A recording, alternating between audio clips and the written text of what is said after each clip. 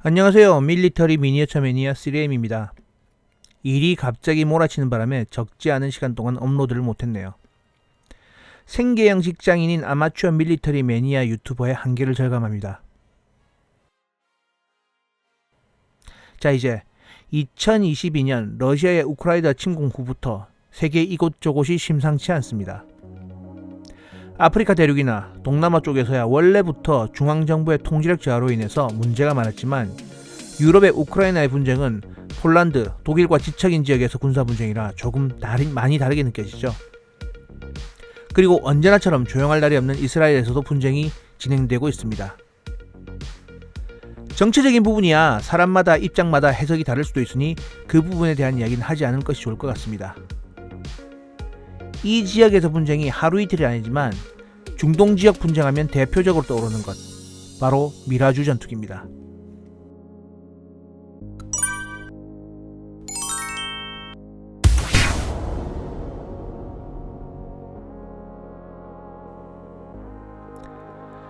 프랑스는 여러가지로 서방세계에 다양한 위상을 지닙니다. 공산 세력과 적대시하긴 하지만 그렇다고 해서 영국처럼 미국과 가까워 보이지도 않고 그렇다고 해서 공산권과 정확하게 선을 긋는 행동도 하기에 상황에 따라 다양한 입장을 취하고 있죠. 거기에 유엔 안보리 상임이사국으로 2차 대전 전승국으로의 멤버로 참여하고 있고 나토의 핵심 회원국으로 군사적인 행동에 적극적으로 참여하기도 합니다. 미국 이외의 국가 중에 미국과 경쟁할 수 있는 성능과 품질의 무기를 가장 다양하게 만들어내는 거의 유일하다시피 한 서방 측 국가이기도 합니다. 자국의 순수기술로서 전차, 전투기, 전함 등을 제조하고 배치하는 유일한 국가라고 볼 수 있죠. 한때 영국도 대영 제국 어쩌고 하면서 20세기까지는 그럭저럭 어떻게든 끌고 왔지만 지금이야 장륜식 장갑차도 독일제 복서를 사용해야 하는 상황이고 거기다 전투기는 유럽 공동개발이 아닌 자체 개발은 거의 포기한 상황이라 영국은 이제 무기 수출국이 아니라 해외 설계를 자국 내 생산 정도로 만족해야 하는 한물간 제국이 되어버렸습니다. 반면에 프랑스는 나토의 해외 파병에도 적극적이어서 레바논부터 유고슬라비아 같은 유엔의 평화 유지 활동에도 적극적입니다.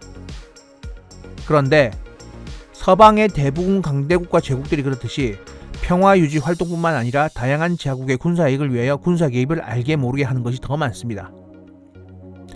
2차 대전 이후 인도 차이나 반도 식민지 독립전쟁을 저지하기 위한 전쟁, 물론 베트남에서 대차게 갈려나가긴 했지만 그 이후에도 프랑스가 개입한 적지 않은 분쟁은 자국의 이익을 위해 정의 같은 건 저 구석에 처박아 버린 경우가 많았죠.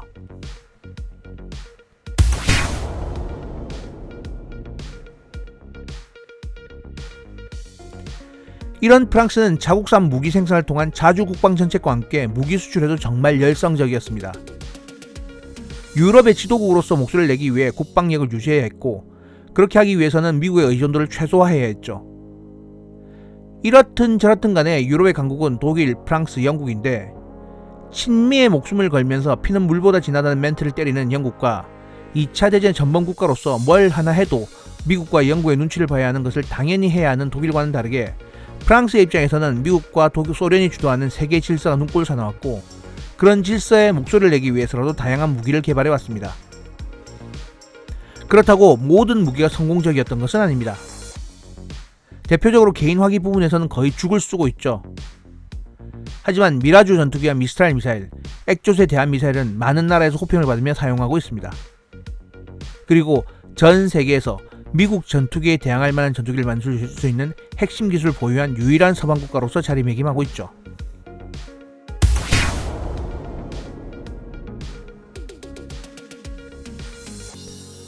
프랑스 무기의 최선봉에 서 있는 무기는 뭐니 해도 미라주 전투기라는 부분에 대부분 동의하실 겁니다.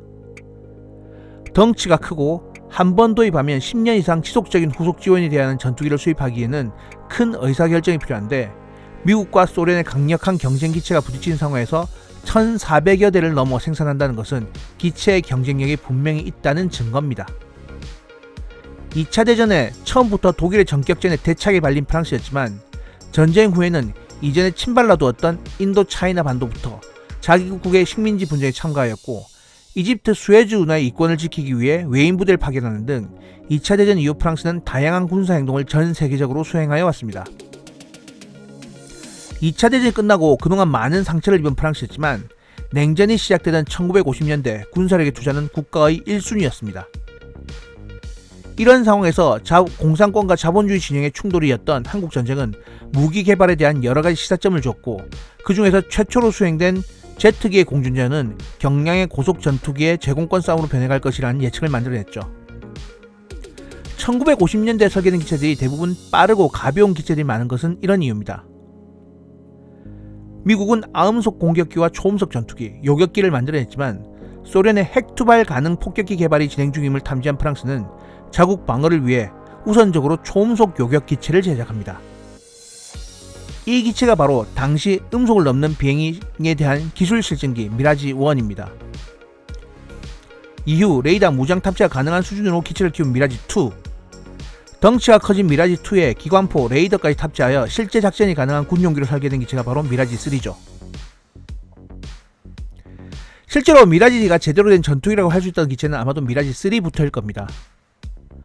미국식으로 한다면 개발 기체인 X-미라지에서 실제로 임무 수행이 가능한 기체를 미라지로 명명했겠지만, 프랑스는 명령 방법이 미국과는 차이가 있습니다. 실전에 투입하지 못할 시험기 수준이지만 일단 이름을 같이 쓰면서 형식을 바꾸는 형태인지라 미국의 일반적인 명명법에 익숙한 우리에게는 약간 상이한 느낌을 줍니다. 그리고 언뜻 외관으로 보기에도 크게 차이가 없는 미라지 3와 미라지 2000이라는 이름의 다른 기체를 또 사용하고 있죠. 미라지면 다 같은 상상날개 아니냐 하시겠지만, 전혀 다르게 생긴 F1이나 G형도 미라주를 붙이는 것을 보면 한동안 다쏘의 전투기의 고유 명사같이 자리했다고 볼 수 있습니다. 그리고 외관은 비슷하지만 미라지 2와 미라지 3는 완전히 다른 전투기입니다.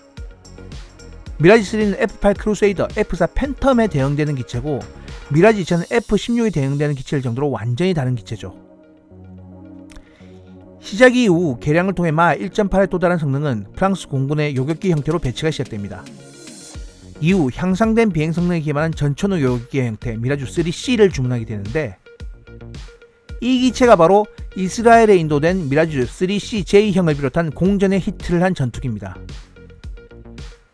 중동전의 이스라엘의 일방적인 승리를 통해 실제 대비 과장된 부분이 있긴 하지만 당시 수준의 전투기로서는 분명 우수한 성능의 전투기였음이 틀림없습니다.